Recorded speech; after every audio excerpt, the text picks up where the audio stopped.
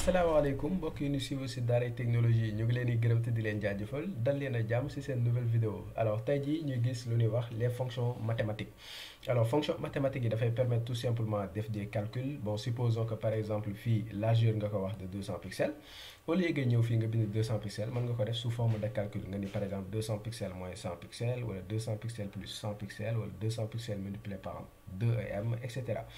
Donc loolu noonu y a la fonction calque qui le fait am na beneen fonction max ak min donc max ak min dañuy permettre tout simplement donc fixer aussi des tailles.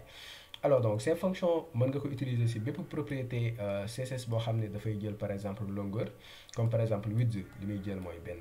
longueur lay jël benn taille lay jël maintenant hect taille lay jël font size aussi taille lay jël.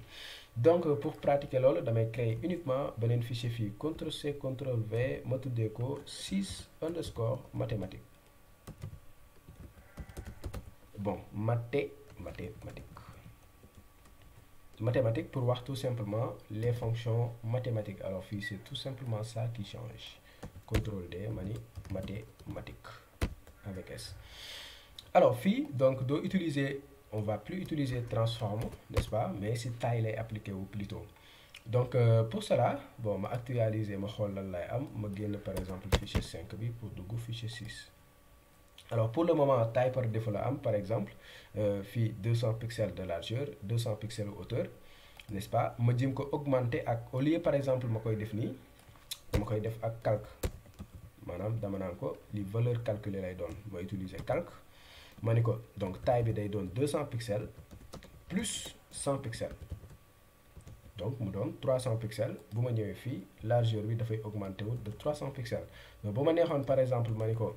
de multiplier 200 pixels multiplié par 2em par exemple mu calculer taille bi multiplier ko par exemple par 2em donc bu la neexoon par exemple nga ni ko multiplier par 10 pixels wala multiplier par 10em wala multiplier par 10rem ça dépend de ce que vous voulez faire n'est-ce pas donc mu calculer la automatiquement la taille. Voilà bon bu la neexee nga utiliser aussi des soustractions hein. Par exemple ma def 300 pixels. Toujours il faut spécifier le pixel moins par exemple 100 pixels donc lii nii day doon tout simplement 200 pixels et voilà donc vous pouvez toujours faire ça donc multiplier par 2rem par exemple multiplier par 2rem donc vous pouvez faire tout ce que vous voulez pour augmenter donc la taille. Alors loolu mooy calque day permettre tout simplement calculer la taille donc ma won leen par exemple yeneen ñaari méthode muy min ak max. Alors min ak max dama koy appliquer fii si hauteur bi mais mën nga ko appliquer si width si hauteur si font size lépp luy jël longueur ah donc fii damay def min donc fonction min dafay jël ñaari valeur donc première valeur moom mooy daay doon taille bi supposons que fii dama bëggoon a spécifier taille hauteur bi ma ne ko min 20 pixels 20 pixels bi ma ko jox dama ko bëgg a wax ni ko taille bi 20 pixels la mais bu ma neexee ni ko en même temps dama lay définir taille maximale.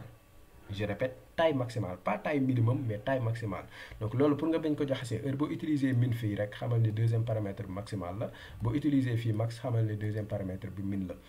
léegi taille maximale bi ma ni ko supposons 300 pixels la maanaam taille maximale 300 pixels maanaam lii mënul war a mën a dépasser 300 pixels hauteur bi warul mën a dépasser 300 pixels heureusement ba fii 200 pixels laa ko jox moo tax fii bu ma actualiser doo leen gis effet bu ma actualiser 200 pixels lay jël ba léegi parce que li nga ko jox 200 pixels la mais supposons ma jox ko par exemple 900 pixels 900 pixels yi du ko mën a appliquer pourquoi du ko mën a appliquer parce que fii dama ne ko taille maximale bi 300 pixels la maanaam fi mu mën a yem taille bi fu mu mën a yem 300 pixels te yow fii 900 pixels nga ko jox donc fii day jël automatiquement 300 pixels yi daal di koy afficher fii bu ma actualiser di ngeen gis ne hauteur bi dina augmenter wu de 100 pixels parce que 200 pixels moo fi nekkoon donc fii gis na ni 300 pixels mooy maximal bi mu jël 300 pixels donc fii boo ko waxoon 900 pixels mooy maximal bi bien sûr que dana jël 900 pixels bi voilà donc il faut faire très attention à ce niveau là donc loolu mooy la propriété min ma commenter ko fii def CTRL C CTRL V décommenter donc ma utiliser fii max. Alors max day définir d'abord la taille supposons que fii ma ne ko taille bi 200 pixels la deuxième paramètre bi day fixer la taille minimale maanaam lu mu tuuti war na am taille bii nii donc fii dama naan ko lu mu tuuti war na am 300 pixels alors boo ko joxee 200 pixels mais 300 pixels lay jël parce que dañuy lu mu tuuti 200 pixels donc fii 300 pixels la jël juste pour wan leen ko bu ma ko joxee fii 400 pixels 400 pixels yi lay jël da koy yokk day yokk hauteur bi 400 pixels lay jël parce que fii dama ne ko lu mu tuuti 300 pixels lu mu tuuti 300 pixels la war a am donc fii boo ko joxee 400 pixels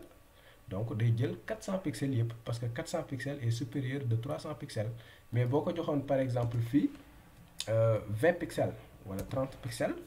du jël 30 pixels yi parce que dañu 30 pixels dafa ndaw te fii valeur minimale bi ma la wax 300 pixels la alors fii boo leen xoolee par exemple day jël directement 300 pixels yi bon fii ba def CTRL Z day jël 300 pixels yi alors fii boo nee ko taille bi minimale par exemple 30 pixels la boo ko waxee 30 pixels c'est trop petit